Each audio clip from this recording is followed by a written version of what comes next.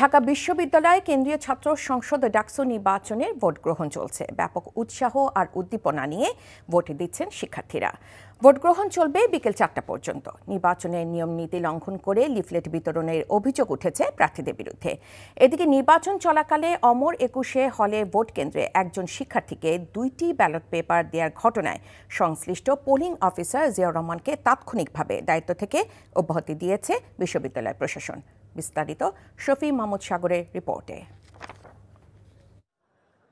বহুল প্রতীক্ষিত ঢাকা বিশ্ববিদ্যালয়ের ছাত্র সংসদ নির্বাচন ডাকসুতে ভোট দিতে সকাল থেকেই কেন্দ্রে কেন্দ্রে ভিড় জমান শিক্ষার্থীরা। তাপমাত্রার তীব্রতা উপেক্ষা করে দীর্ঘ লাইনে অপেক্ষমান ভোটাররা। সকাল 8টা থেকে শুরু হয় ভোট গ্রহণ। আমাদের এই ব্যালট বাক্স যেটি ডাকসু এবং হলের জন্য আছে, এখানে হলের জন্য একটা ব্যালট পেপার ভোট দিয়ে এটার মধ্যে ফেলবে, আর আমাদের ডাকসুর জন্য 5টা ব্যালট পেপার সেটা এই বড় বাক্সটা ফেলবে। আমাদের আজকে সারা দিন এই বাক্স আর পরিবর্তন করার কোনো প্রয়োজন নাই। বান্ডেল থাকলে প্রতি সেনমানিতে টাকা বাঁচবে। বিকাশ সেনমানি বান্ডেল কিনে জিতুন প্রতি লেনদেনে। পরিবেশে আমি কোনো এখনো ত্রুটি পাইনি, অত্যন্ত সুন্দরভাবে ম্যানেজ করছে আমাদের কর্তৃপক্ষ প্রশাসন। সবাই সুন্দর মতো ভোট দিতে পারছে, কৃত্রিম কোনো এই সিরিয়ালে কৃত্রিম কোনো সংকট নেই। কেন্দ্র ঘুরে ভোটের পরিবেশ পরিদর্শন করেন বিভিন্ন প্যানেলের প্রার্থীরা। ভোটারদের ভোট কেন্দ্রে আসার আহ্বান জানিয়ে নির্বাচনের পরিবেশ নিয়ে সন্তোষ জানান তারা। বাংলাদেশের ইতিহাসে একটা দীর্ঘ সময় আমরা এই ভোটাধিকার হরণ নিয়ে সংগ্রাম করেছি।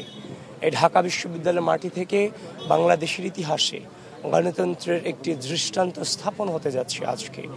আপনারা কেউ ভোটাধিকার প্রয়োগ না করে বাসায় বসে থাকবেন না। আপনারা সকলে আসুন, ভোট কেন্দ্রে নিজেদের ভোটাধিকার প্রয়োগ করুন। আপনাদের প্রতি উদাত্ত আহ্বান জানাচ্ছি। আমরা ঢাকা বিশ্ববিদ্যালয়ের শিক্ষার্থী ভাই বোনদেরকে আহ্বান করব, আপনারা কেন্দ্রে আসেন, আপনাদের পছন্দের যে প্রার্থী তাদেরকে আপনাদের ভোটাধিকার প্রয়োগ করেন। আমরা যারা এখানে প্রার্থী হয়েছে সবাই জুলাইয়ের একজন যোদ্ধা।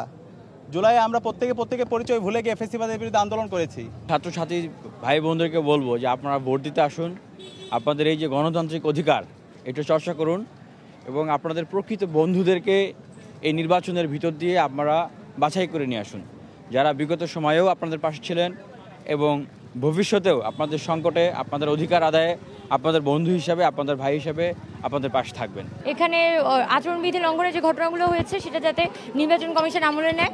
আমরা চাচ্ছি যে এখানে একটা ফ্রি অ্যান্ড ফেয়ার ইলেকশন হোক। এখনও পর্যন্ত সাধারণ স্টুডেন্টদের পার্টিসিপেশন খুবই ভালো।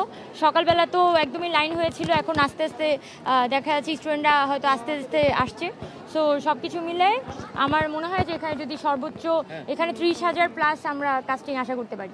তবে অনেক প্রার্থী পরস্পরের বিরুদ্ধে নির্বাচন বিধি লঙ্ঘনের অভিযোগ করেছেন। জানান নিয়ম নীতি না মেনে এখনও চালানো হচ্ছে প্রচারণা।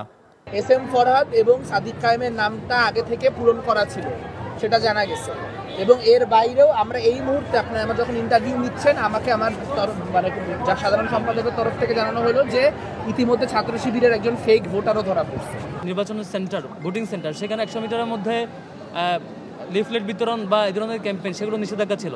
আমরা দেখছি ছাত্র দলের দিক থেকে একদম লাইনে এসে ক্যাম্পেইন করা, লিফলেট দেওয়া, বিভিন্ন কাগজ দেওয়া, এই ধরনের অব্যাহতভাবে প্রত্যেকটা সেন্টারে ঘটেছে। আমি বেশ আশাবাদী। এখন ভোট তো কাস্টিং চলছে, বেশ শান্তিপূর্ণ পরিবেশে সবাই ভোট দিচ্ছে। যে জিনিসটা আমার পছন্দ হয়নি সেটা হলো আমাদের প্রচারণা গতকালকের আগের দিন থেকেই শেষ, কিন্তু টোকেন দিয়ে যাচ্ছে, পোস্টার দিয়ে যাচ্ছে। আমি কয়েকজনকে বললাম যে এটা তো অ্যালাউড না, আপনারা কেন করছেন? তখন বলে যে না, এটা তো অ্যালাউড, আপনাদেরকে আর বিরক্ত করবো না, আজকেই শেষ দিন। আমি তো জানি বাবা, কিন্তু এই কাজটা করা ঠিক হচ্ছে বলে আমি মনে করি না। অন্যদিকে ঢাকা বিশ্ববিদ্যালয় প্রশাসন জানিয়েছে নির্বাচন নিয়ে কোনো শঙ্কা নেই।